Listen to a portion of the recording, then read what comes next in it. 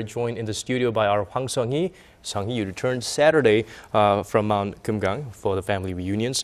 Could you maybe give us an idea of what's going on in the second day of the reunions? Good evening, guys. On the second day of the reunions, the families have 3 chances to reunite. This includes the individual meetings in the morning, the group luncheon, and the group meeting in the afternoon. Now, the individual meetings are held behind closed doors with no government officials or no media. So this is when the families really have a chance to talk freely and catch up on their 6 decades of separation.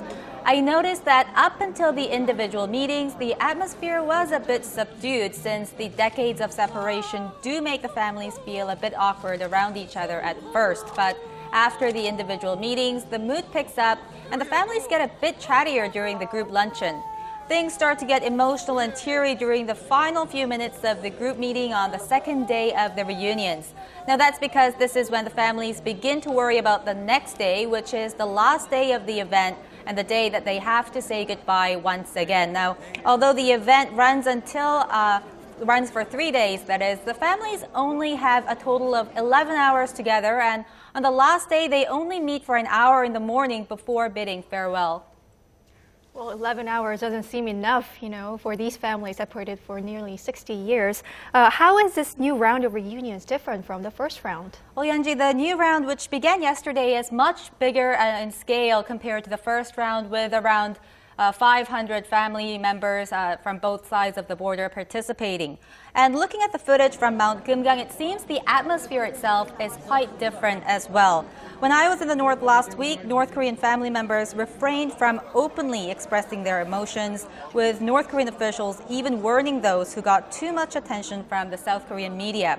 Now this time around, they seem much more relaxed about showing their emotions. Now, I think this is probably because the new round was arranged by North Korea, with 88 North Korean divided family members who were handpicked by the party taking part. The first round, in contrast, was arranged by the South. Well, it's the first one in more than 3 years. Lots of postponements, cancellation, disappointments for the senior citizens who are not getting any younger. Looks like things are running smoothly, but can we actually take this as a sign that it could be showing maybe improving inter-Korean relations? Well, Daniel, from what I saw, the North Korean government was also very cooperative in conducting a successful reunion.